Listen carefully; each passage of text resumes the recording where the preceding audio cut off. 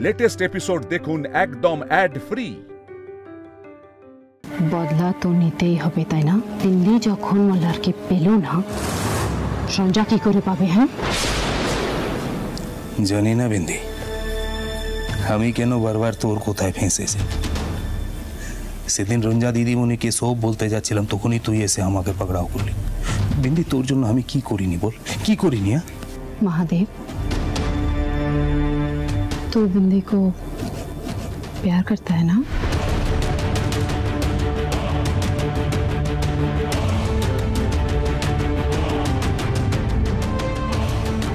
बिंदी शुधु একটা কথা জানে महादेव, ভালোবাসায় না सब कुछ ही करा जाए, प्यार में सब कुछ जायज होता है। अरे महादेव, बिंदी मल्लारे जोनो निजे जिंदगी दिए दिल, किंतु मल्लार बिंदी को नहीं अपनाया, नहीं माना। वो क्या करेगी बिंदी, क्या करेगी? हाँ, हमें तो चोखेर सामने देखते पारबो ना যে রঞ্জা আর মল্লার একসাথে সংসার করছে, কিছুতেই দেখতে পারবে না বিন্দি, কিছুতেই না। আর মহাদেবের সংসারের কি হবে? अरे महादेव, बिंदी जानती है जे তুই আমার সচ্চা দোস্ত আছিস, তুই আমায় ছেড়ে কখনো যাবে না। আরে छोड़ না महादेव, সেই কত সকালে কলকাতায় এসেছি, তারপর কোর্টে গেছি, बहुत भूख লেগেছে রে। जा कुछ लेके आ, जल्दी से जा जा जा। রাতে আবার রঞ্জার কাছে যেতে হবে না।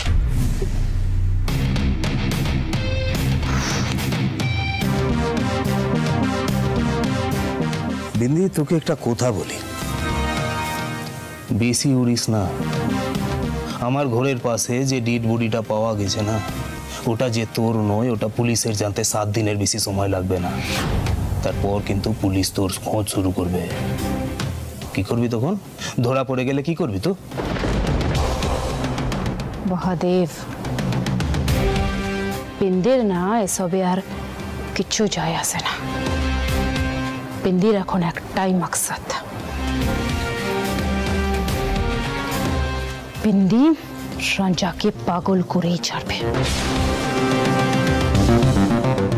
मैं इतना सताऊंगी ना उसे, इतना सताऊंगी যে পাগল খানা যেতেও বাধ্য হবে।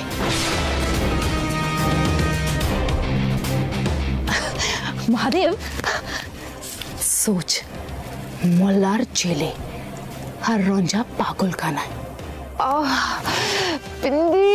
बिंदी इतना खुश होगी, इतना सुकून मिलेगा ना मुझे, क्या बताए।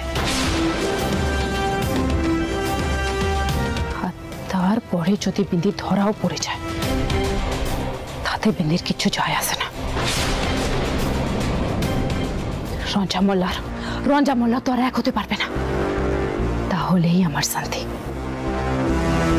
और 7 दिन, अरे 7 दिन तो बहुत होता है महादेव।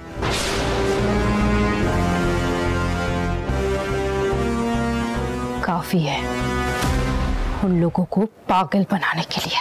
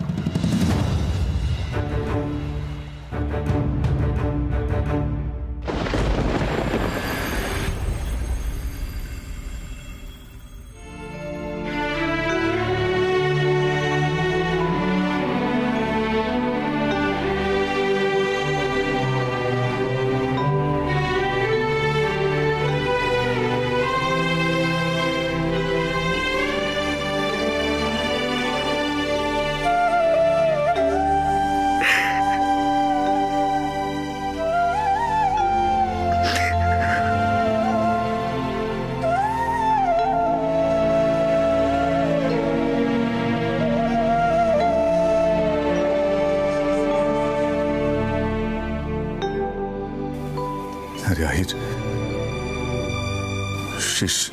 শেষে কি হলো? মানে তুই তো ফোনে কিছু ভেঙে বললিও না। বেল গ্রান্ট হলো? গুরুজি, আমাদের উকিল অনেক লড়াই করলো কোর্টে, কিন্তু শেষ রক্ষা হলো না। কোর্ট জেল কাস্টাডি দিয়েছে।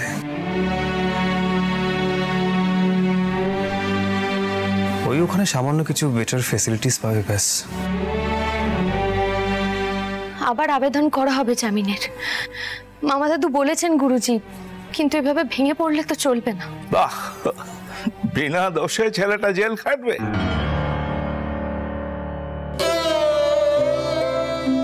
আমার তো মাথায় কিছুই ঢুকছে না।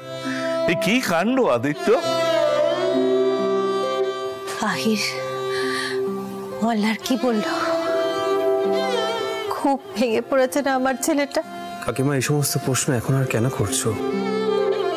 তবে মামা দাদু বলেছেন মল্লারকে যত তাড়াতাড়ি সম্ভব জামিনটা করিয়ে দেবে। আদিত্য দা, তুমি একবার মামা বাবুর সাথে কথা বলে দেখো না, কেসটা ঠিক কোন দিকে যাচ্ছে সেটাও তো বোঝা দরকার। একটু বলো, হঠাৎ করে বিন্দির মৃতদেহ আবিষ্কার হলো কেমন, তাই না?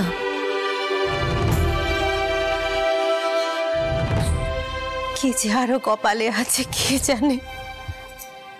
রঞ্জা, এবার তোমাকে শক্ত হতেই হবে। আমার তো তোমাকে দেখে ভয় লাগছে। তুমি যদি এতটা দুর্বল হয়ে পড়ো তাহলে মল্লারের অবস্থা তো আরো খারাপ হবে। এটা বুঝতে পারছো তুমি? বাবা সৈনিক, আমি শুধু একটা কথা ভাবছি যে পুরো ঘটনাটা কে সাজালো। মানে বিন্দি তো মারা গেছে, ওর ডেড বডি পাওয়া গেছে। আমি আগে অবধি ভাবছিলাম যে হয়তো পুরো ঘটনাটা বিন্দি সাজিয়েছে, কিন্তু এখন তো বিন্দি নেই। তাহলে খুনটা কে করলো?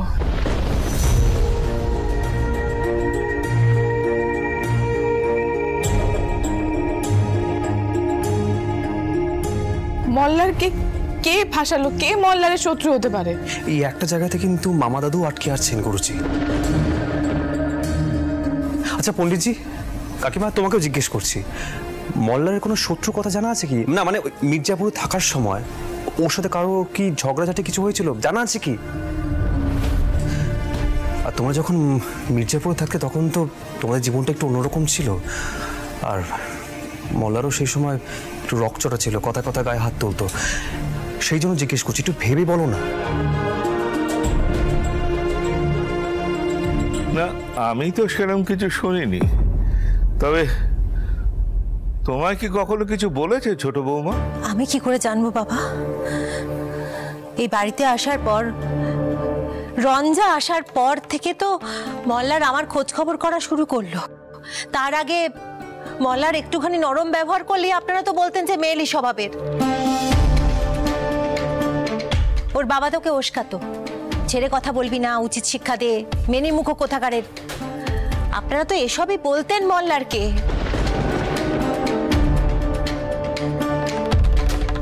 ছেলে যখন লেখাপড়া করতো কত জায়গায় গেছে, কত কাণ্ড করেছে, কোনোদিন বাড়িতে এসে কিছু বলেছে আমি কি করে জানবো বাবা? শান্ত হও রূপেনি, শান্ত হও। এখন আর এত উত্তেজিত হয়ে কি লাভ হবে বলো তো? কেউ না কেউ তো শত্রুতা করছে, সেটা তো বোঝাই যাচ্ছে, কিন্তু কে সে? আচ্ছা, মহাদেব রায় নয় তো?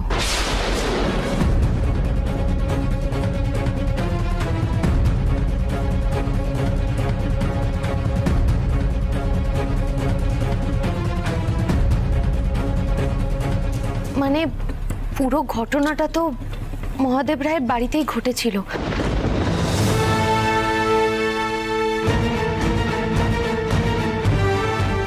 হ্যাঁ, মহাদেব রায় সেই সময় বাড়িতে ছিল না ঠিকই, কিন্তু আশেপাশেও তো কোথাও লুকিয়ে থাকতে পারে, তাই না?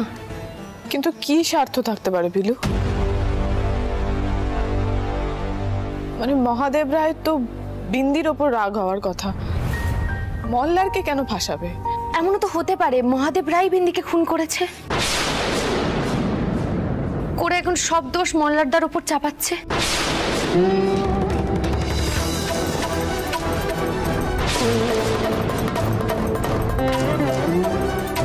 সেদিন রাত্রে তো মল্লার দা মহাদেব রায়কে জেরা করতে গেছিল। কিন্তু বিষয়টা কি অতটাই সোজা? আমার একটা খুন করা কি এত সোজা, এত সহজ?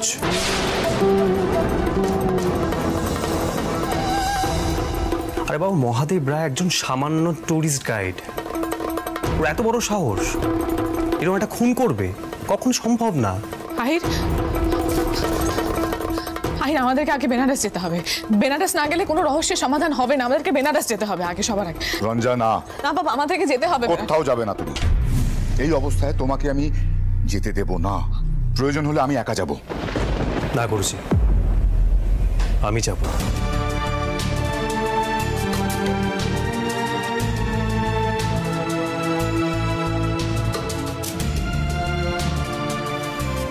তখন প্রশ্নটা হলো ওখানে গিয়ে করবোটা কি? না মানে বিন্দি তো মৃত, কাকে জেরা করব?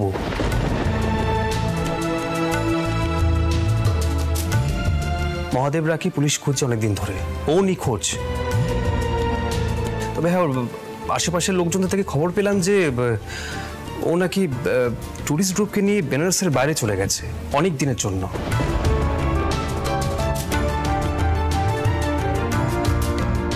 সত্যি বুঝতে পারছি না গুরুজি, কি করব, কোথা থেকে শুরু করব, সত্যি বুঝতে পারছি না। সবার আগে মল্লারের বেলটা হওয়া দরকার। আহির, ছেলেটা কি করে একটা হারা উদ্দেশ্যে এভাবে জেলের মধ্যে? রঞ্জা, রঞ্জা কোথায় যাচ্ছ তুমি? পিলু, ওকে একটু একা ছেড়ে দাও। সবসময় ওর তো কথা বলতে ইচ্ছে নাও করতে পারে। এমন একটা সমস্যায় পড়ে গেলাম, কোনো দিশাই খুঁজে পাওয়া যাচ্ছে না গুরুজি।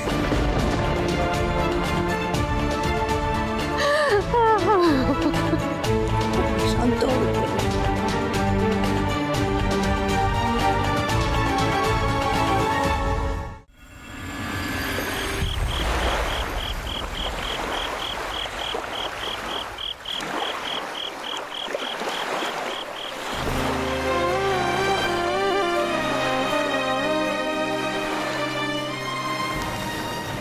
আমি তোমাকে কথা দিচ্ছি মল্লার, আমি সব সময় তোমার পাশে থাকবো। সকলের খুব হেনস্থা হবে, বদনাম হবে। গুরুজির একটা পরিচিতি আছে, তোমারও আছে। লোকে বলবে যে একটা ক্রিমিনালকে বিয়ে করেছে।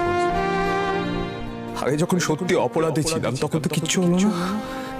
আজ যখন সুস্থভাবে একটা নতুন জীবন শুরু করতে চাইছি, দেখ কাণ্ডটা দেখো।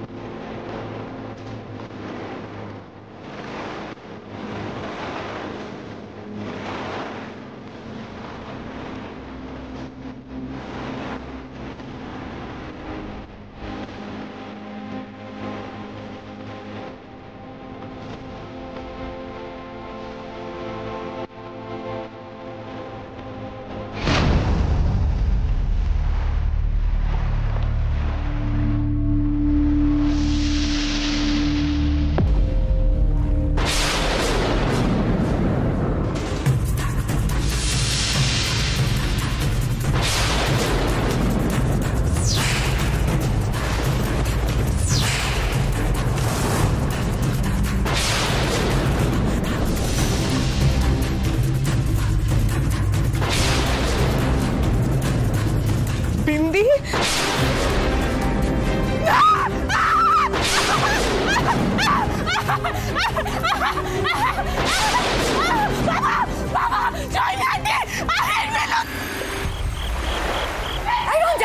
কি হয়েছে?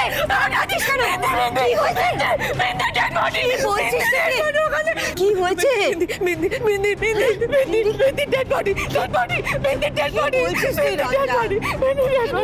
শান্ত রঞ্জা,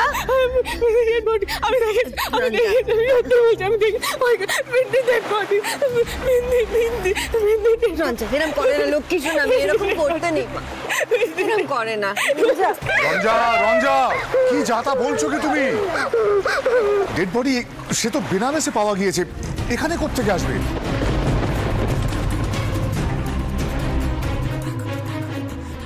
রঞ্জা, এই পিলু, লাইটটা জ্বালা, লাইটটা জ্বালা।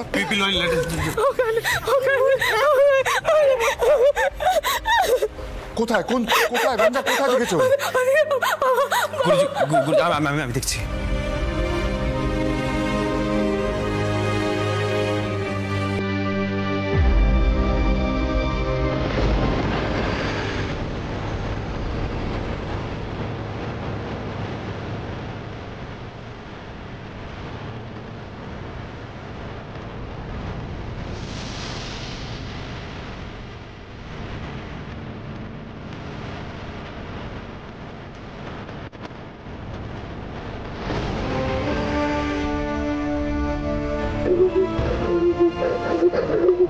রঞ্জা, তুমি কি দেখেছো বলো? এখানে তো কিচ্ছু নেই।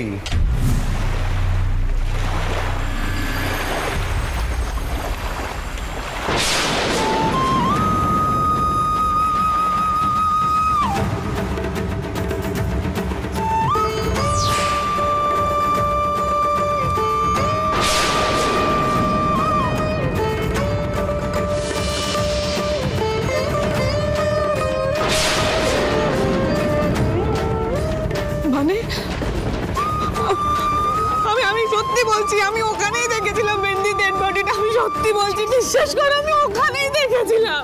রঞ্জা, রঞ্জা, তুমি একটু শান্ত হও। তুমি বিভীষিকা দেখেছো। আসলে মল্লারের ব্যাপারটায় তুমি মনে এত বেশি আঘাত পেয়েছো।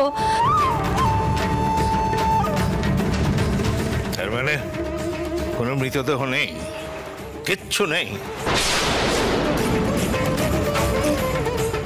এত ভয় পেল রঞ্জা?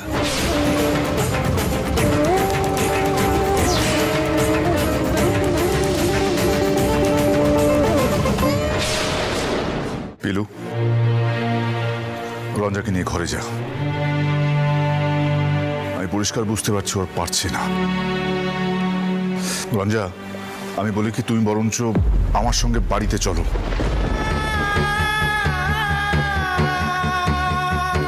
এখানে মল্লার নেই, তুমি একা একা থাকতে পারবে না এই অবস্থায়। তার মানেটা কি? তার মানে তোমরা কেউ বিশ্বাস করছো না তো যে আমি সত্যি কথা বলছি?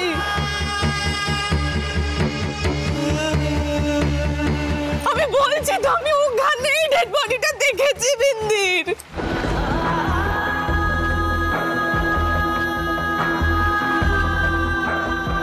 আমি কি পাগল নাকি যে আমি এটা কল্পনা করবো? না, আমি সত্যি বলছি সোহিনী আন্টি।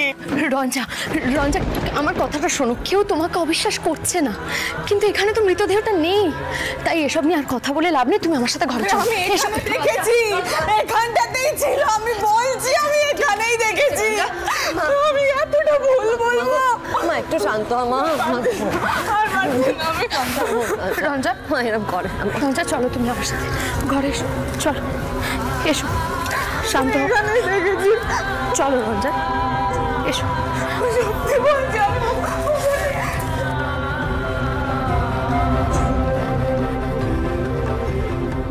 গুরুজি, গুরুজি, আমার মনে হয় রঞ্জাকে একজন ডাক্তার দেখাতে হবে। ও মানসিকভাবে ভেঙে পড়েছে।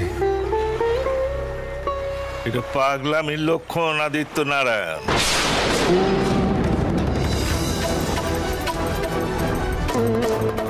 এসব আপনি কি বলছেন কি পণ্ডিতজি? মেয়েটার অবস্থাটা একবার দেখুন। না না, মৃতদেহ নেই অথচ মৃতদেহ দেখেছে, এটা কি ধরনের ঘটনা? আমি তো কোনোদিন এসব শুনিনি। এক, নাতির এই অবস্থার বউয়ের এসব লক্ষণ দেখা দিচ্ছে। আর কত দেখবো মা, আর কত সহ্য করতে হবে আমার?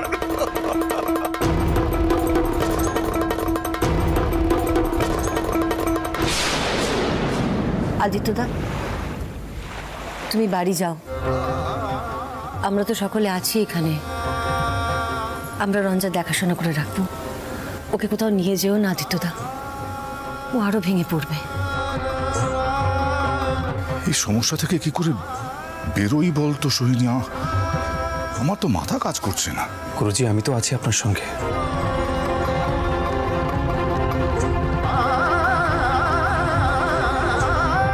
আপনি তো টেনশন কেন করছেন? দেখবেন সবকিছু ঠিক হয়ে যাবে।